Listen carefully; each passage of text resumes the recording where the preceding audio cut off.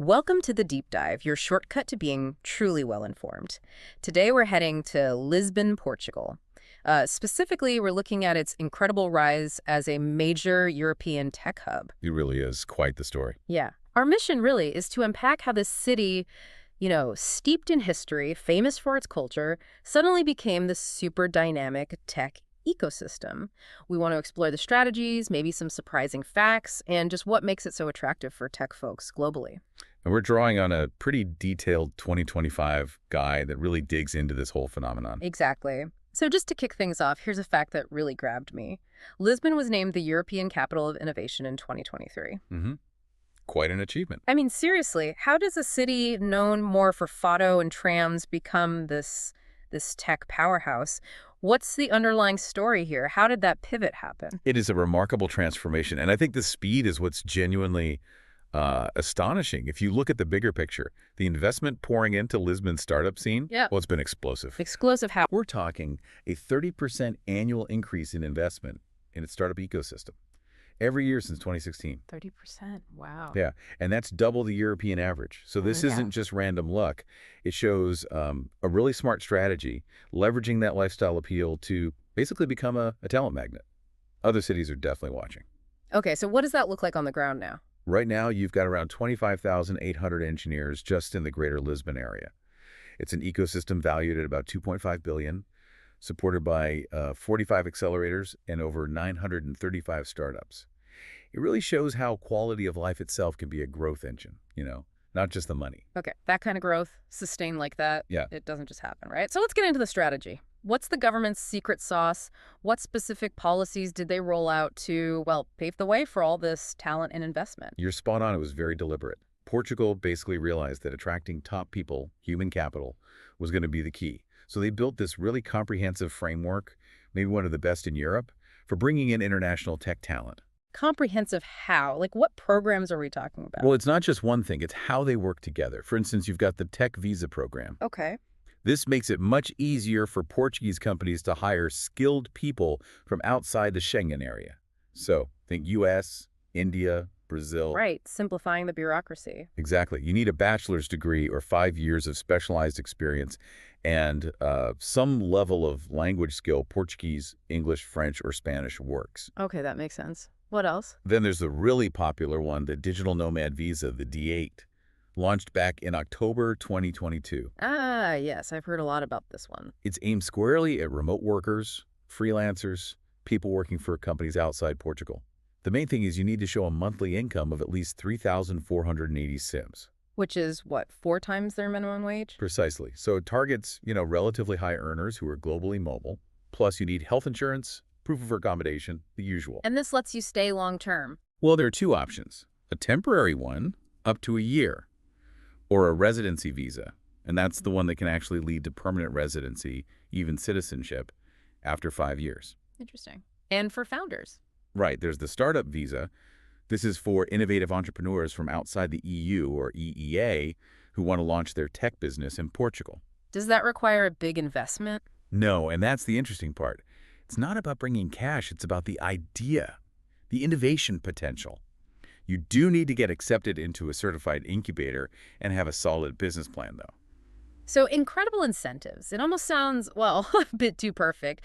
But I hear the lifestyle itself is a huge draw, maybe even bigger than the visas for some. Oh, definitely. Is that thing true? Like, you can leave your desk at lunch and be on the beach in 15 minutes. Huh. Yes, it's basically true. It's a perfect example of what people call the California lifestyle at a fraction of the cost. Okay, tell me more. You've got, over 2,800 hours of sunshine a year, amazing beaches nearby, tons of culture. Mm-hmm.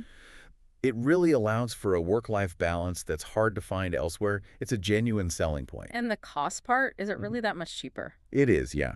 For digital nomads, monthly living costs usually land somewhere between, say, $1,500 an hour and $3,000. Depends on your lifestyle, of course. Which compared to Berlin or Amsterdam. Exactly. Way more affordable. And that helps companies too, right? They can build great teams without those insane Silicon Valley salary demands. Makes sense. Plus, Portugal is consistently ranked as one of the safest countries globally. Lisbon's got modern infrastructure, good public transport, and English is very widely spoken, especially among younger people. So those typical moving abroad hassles, they're mostly just not there. Fascinating. So, okay, the policies pulled people in, the lifestyle kept them happy, but what really put Lisbon on the global map? You hear about Web Summit a lot. Was that the real catalyst? Oh, Web Summit moving from Dublin in 2016, absolutely game changer, no question. Yeah. It just completely shifted how the world saw Portugal as a serious place for tech. I mean, this thing draws over 70,000 people every year 70,000 from 160 countries. It's like this giant annual magnet for talent, for ideas, for investors. And the impact lasts beyond that 1 week. Totally. It led to big investments. Google set up a support center there, creating like 500 skilled jobs. Right. And the fact that Web Summit committed to stay in Lisbon until 2028, that sends a huge signal of stability. It encourages other big tech events, other big companies to think, okay, Lisbon is serious, like a permanent advertisement for the tech scene. So you've got this influx of talent, this global spotlight, but you need a foundation, right? How is Lisbon making sure there's a steady stream of local skilled people too? What about education? Good point. It's not just about attracting talent, it's about growing it.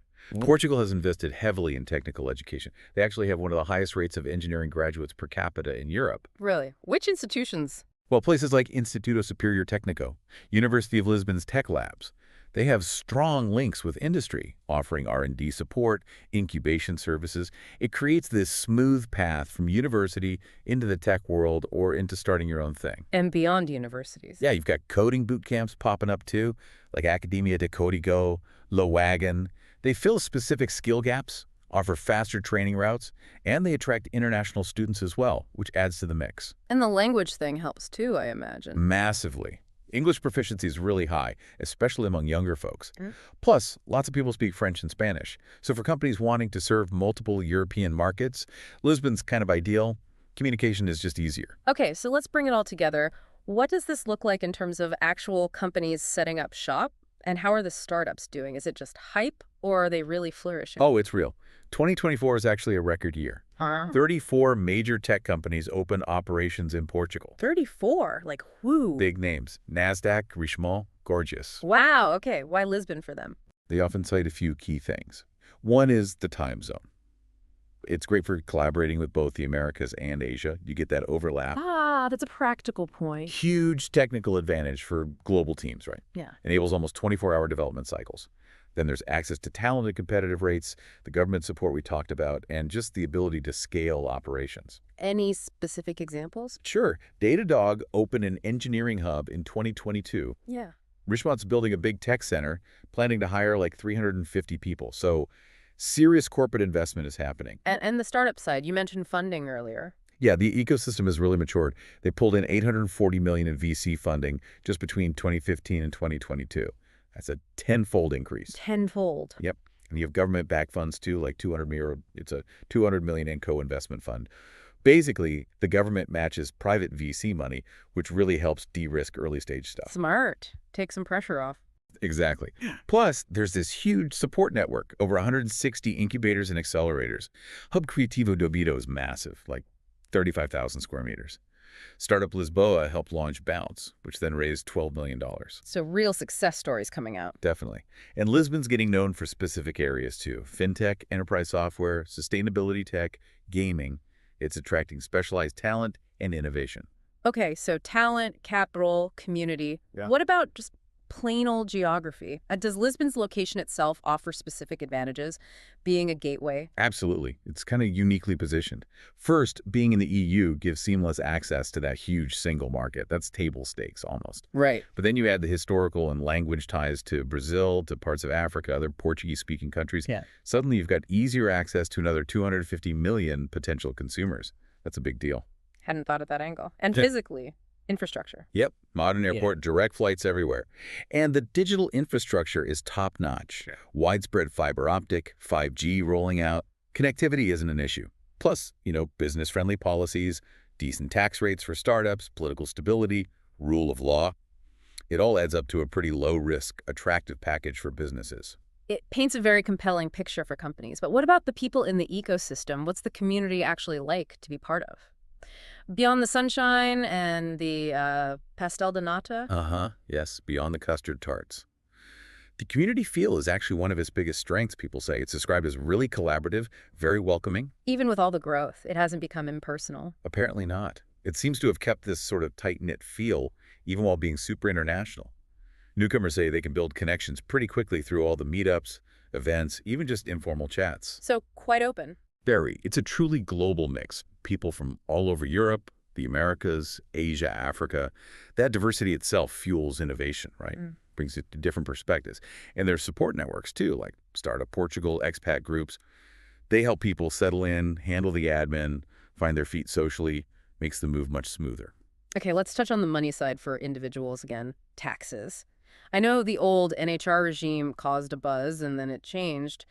What's the situation now for tech professionals? That's often a deal breaker. Right, that's crucial. And yeah, it has shifted. The old non-habitual residence scheme, the NHR, that's finished. Okay. So what replaced it? They brought in something new, specifically targeting tech and research folks. It's called the Tax Incentive for Scientific Research and Innovation, or IFEI. Catchy name. What does it do?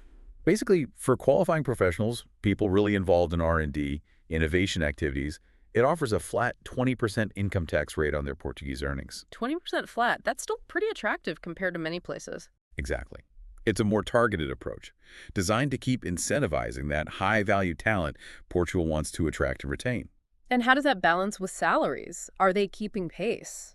Well, salaries might still generally be lower than, say, London or Berlin on paper, Hmm. but when you factor in the much lower cost of living and that quality of life, your actual disposable income and overall satisfaction can end up being higher. Companies are learning to sell that total package, not just the salary number. Makes sense. Yeah. Okay, no city grows this fast without some challenges, right? It can't all be smooth sailing. What are the growing pains Lisbon is facing? And looking ahead, what's the trajectory? That's fair. And yes, there are definitely challenges. The rapid growth means more competition for talent, obviously. Costs are rising in some areas, particularly housing in popular spots. That's becoming a concern. And finding specific skills. Yeah, some companies struggle to find enough senior-level people, especially in really hot areas like AI or cybersecurity. That's a bottleneck sometimes. And infrastructure needs to keep up. There's that whole debate about expanding the airport, for instance. Right. And maintaining the city's charm. That's a big one, too. How do you grow without losing the very things that made the city attractive in the first place? It needs careful, sustainable planning. But overall, the future looks. Still strongly positive, I'd say. You've got continued government backing, more big companies moving in, the startup scene is maturing. Yeah. It's creating this positive feedback loop. Any specific future focus areas? Definitely AI. They're setting up new research hubs, partnering with giants like Microsoft, Google, and initiatives like Unicorn Factory Lisboa.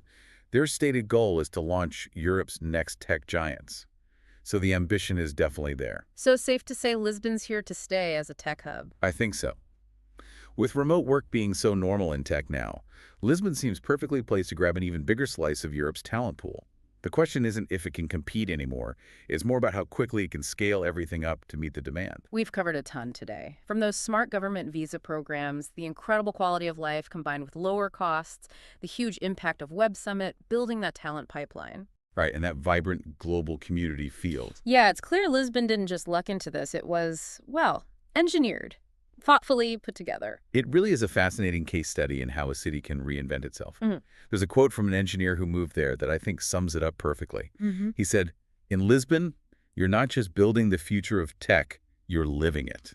I like that. Captures the blend. Exactly. It's the whole package. So a final thought for you listening. If you were in tech thinking about your next move, how would Lisbon's mix of career opportunity and, well, life opportunity weigh in for you?